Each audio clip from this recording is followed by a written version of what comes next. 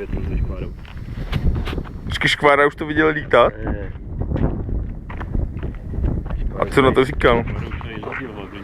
Počkej, on to tady řídil a mi to nepůjčíš, jo? Dělám prdel, jsem říkal, že musíš ho nové vrtule, ale... Jdem na ně? Tak to pust. Počkej, já se podívám ještě, než to rozbiješ. Dobré. Chceš si přidat plyn? Jo, zkusím si to. Přidej plyn. Čím? Vidíš to? Nemá tě to ráda. Proč ne?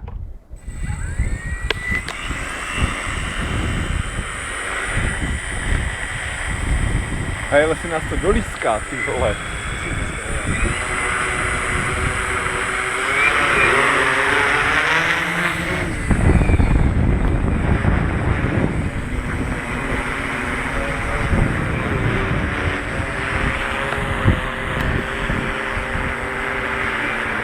Ještě víš?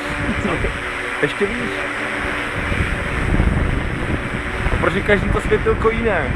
Ne, to jsou červené, já jsem to stejné. A teďka udělej nějakou otočku nebo něco. Dokola třeba, jo? No, Takhle? salto, jo, ano. A salto to umí? Ne. Umí, ale to umí. Ono to umí, ale já ne. Tak udělej nějaký průlet.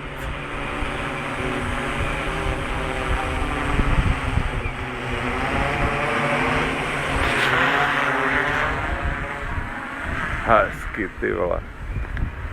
A teď poseč to pole.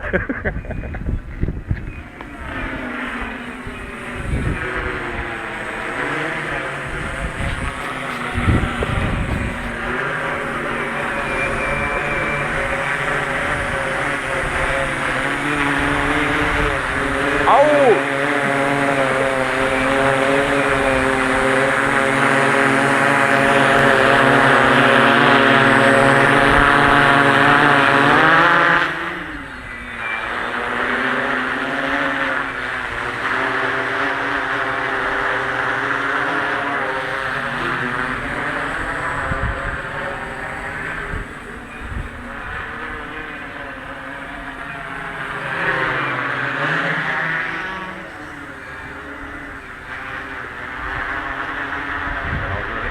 Není to špatné. Ve 20 metrech, žádná velká síla. Jak to poznáš? Zajímavé napsané. 26,7. Dokonce máme i stav baterky.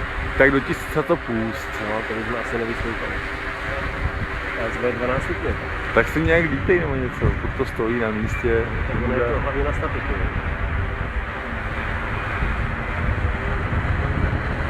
A hlavně je to kilo, víš, a to když si naučím s tím lítat, musím na jistotu.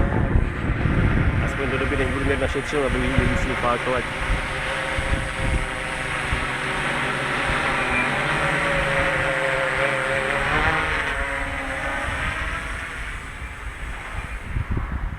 Ty vole, dobré to.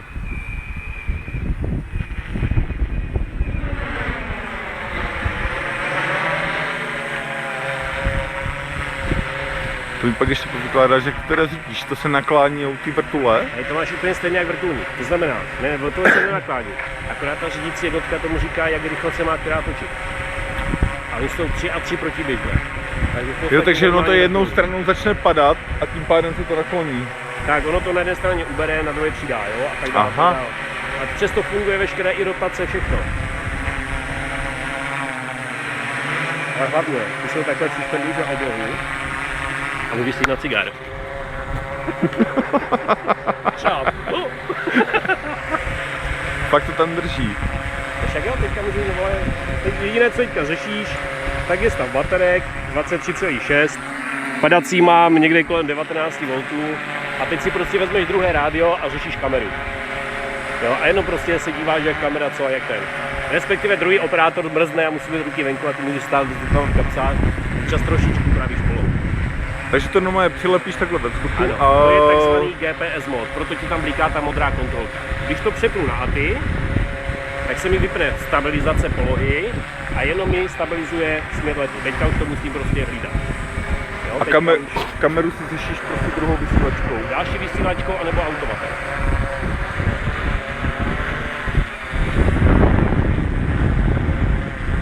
Tak ještě bude nějaký letevský kousek. Teď ti vozí nejde, než to, že řešíš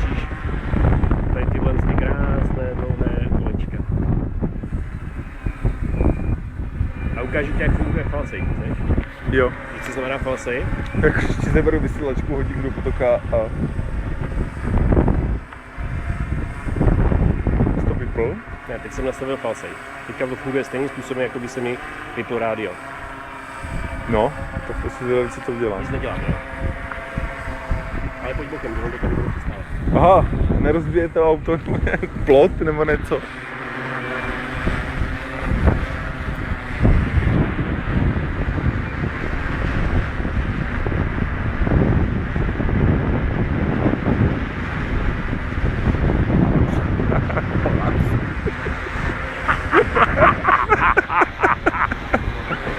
Proč myslíš, že mám ruku na vypínači, ne?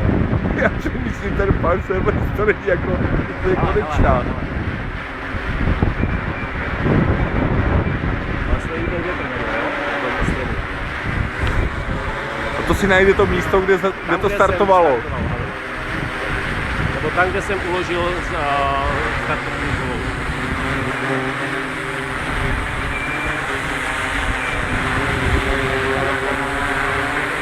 Je to nevyčítelné?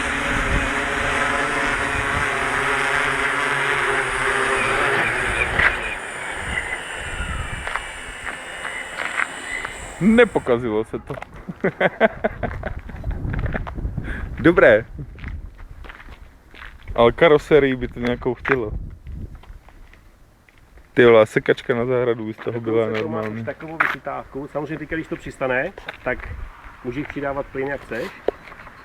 A už se to s tebou nebaví vůbec. Se mnou nebaví, protože to je přespáte, já bych musel znovu udělat ten kód, který tam řeší tady tyto věci.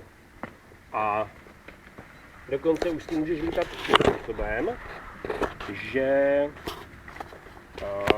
když se dostaneš nad určitou vzdálenost, nevíš problém s rozličením, kdy máš dopředu čumák a kdy ne, tak si tam Ty zapneš. jsi taky psí čumák, ty vole.